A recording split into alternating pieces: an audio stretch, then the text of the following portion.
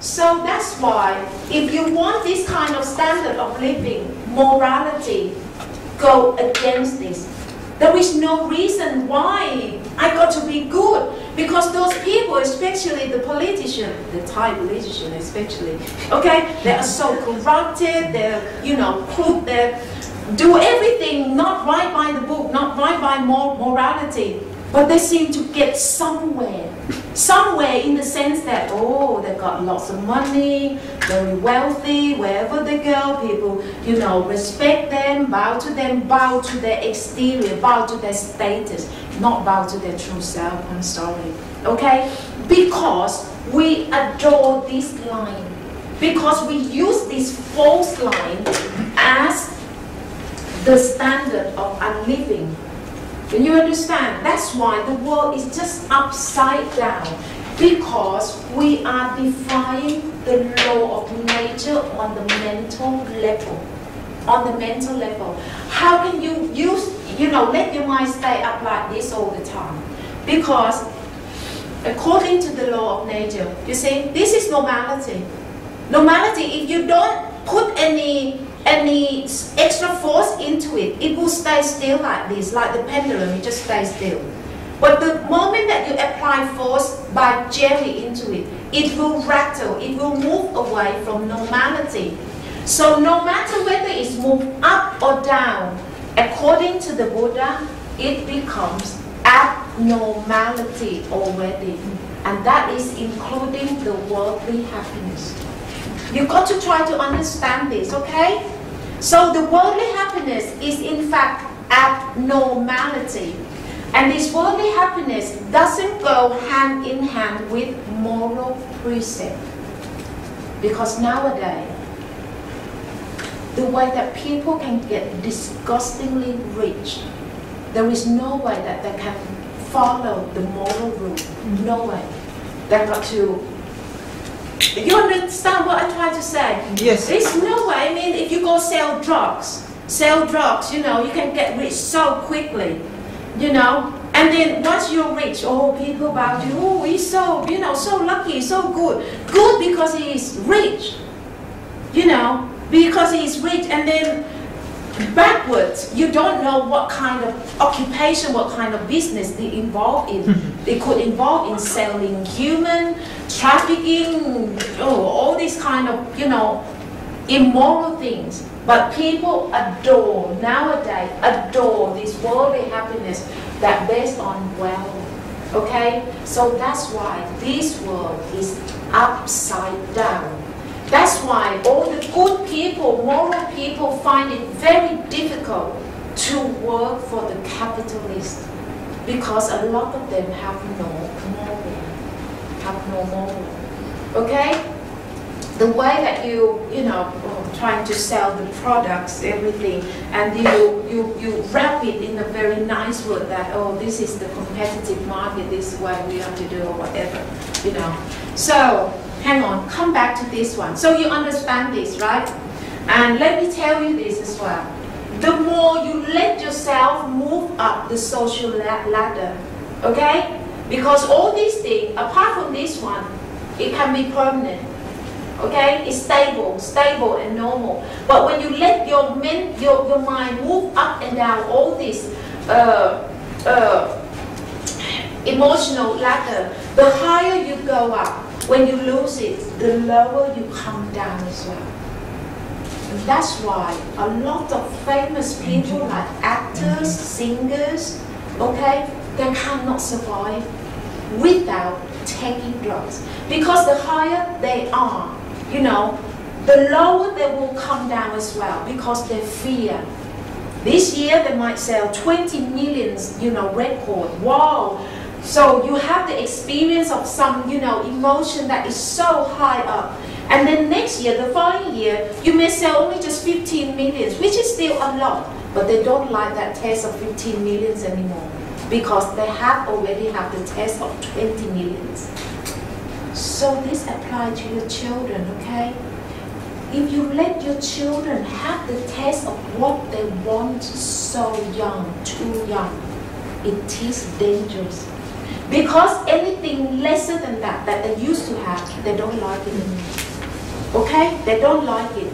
And they will fight for anything that is better and better and higher all the time. Higher, it doesn't mean better. Okay? But because in the false standard for them, better for them is mean that I never test that kind of things before, so I want to have a test. And it can go on and on. And in politics, that's why, that's why. When some people, if you already have, let's say, 100,000 million, is too much, let's say 10,000 million. If you have another, 1 million to the poor who got nothing, gosh, it's a lot for them, isn't it? Winning, a lottery of 1 million, But for those who already have 10 or hundreds of millions, it means nothing. It's just only another 1 or 2 zeros, and it means nothing to them. Okay? So what next? What they want next is power. Okay? And when you play with power, there is no ceiling like this. It will just go on and on until you're totally insane. Okay? Which you see all these political leaders, all these government leaders, totally madness. In Burma, Myanmar, all those countries in South Africa, you see, it's just total madness. What for? Because they just want to test all this stuff that is go up and up.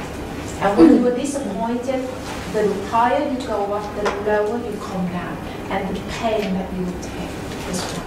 Okay? So if you want to play it safe, don't let yourself go up and down too much. Keep yourself very, very grounded. Don't let your emotion shoot too high up, because it will come down as low as well. So train your children to be morally good and be very grounded. Okay? This is something that you must do. So if you use this standard as the goal of life, morality have very clear reason.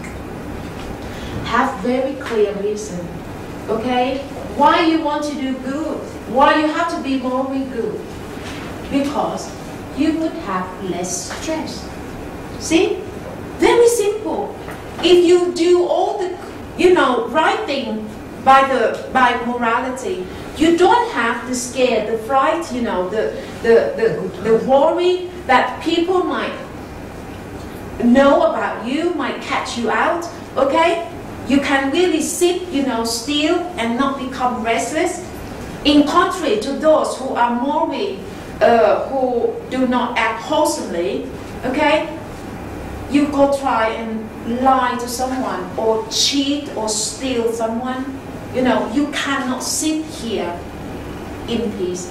You will become so restless because you fear that someone might know about your wrongdoing. So you've got all this worry, anxiety. You cannot be at peace. But when you do things good by moral, you can sit still, you can walk still, you can, sleep in peace without any worry, anxiety. So if you set this as a clear goal that you want to end the suffering, morality will help you halfway already. And you see, the reason is very clear. But the reason is practicing morality is not clear nowadays because we use the wrong standard of goal of life, okay, as the American dream. So morality doesn't go with it, okay? You understand that now? So after you practice morality, you kind of walking halfway, to the end of suffering. But some people tell the Buddha that, hang on, in fact, I'm already good. I'm a good person already, morally good. But whenever my young daughter, come home late, okay? Or my parents or my partner come home late, my mind is like this. My mind just feeling so worried about them. I'm already a good person, but I still have suffering, okay?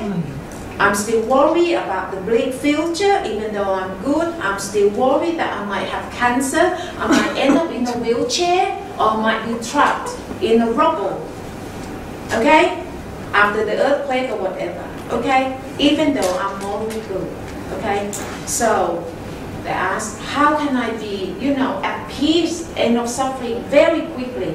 So the Buddha said, okay, if you are already morally good, you have to do another M to end your suffering very quickly. And this M is meditation.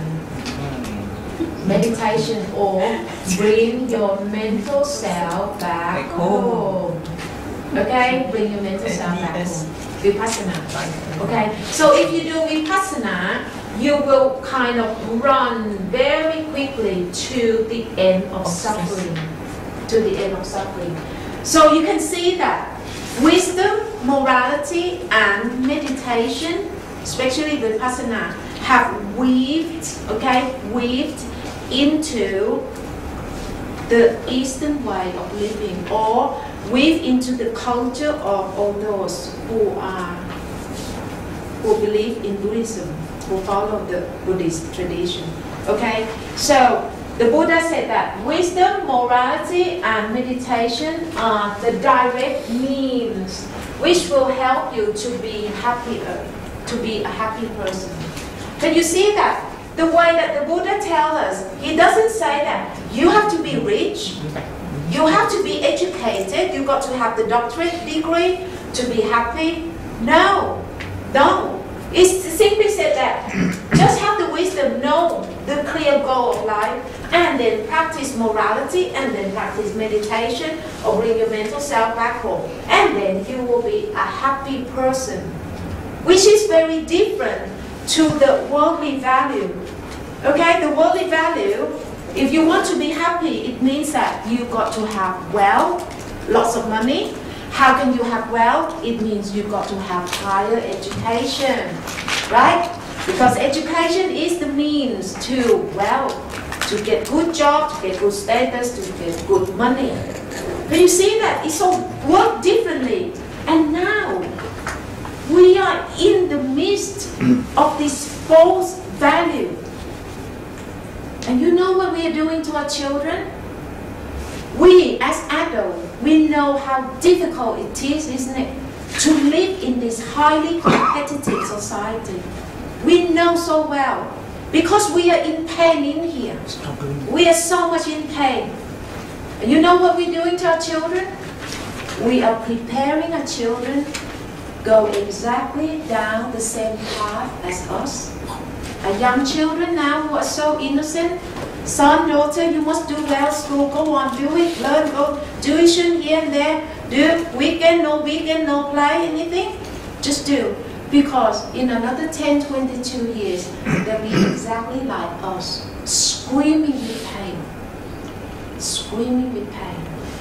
hate this kind of society. Can you see what we're doing to our children? Okay? Even though with my knowledge like this, do you think I don't want to prepare my 3 boys to know all these things? Of course I prepare them. But my sons, they don't just belong to me. They belong to their friends. They belong to the culture, to society. They belong to this world which is led by capitalism. Okay? So therefore, you can only own them up to a certain age.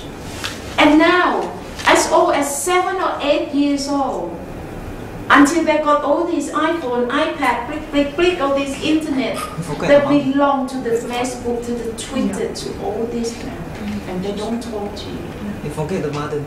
Okay? And no matter how much you love them, you cannot take them back, because the strength, the grip of this Jerry, this whole society is just so powerful. We are just one little knot in this gigantic engine. How can you win them?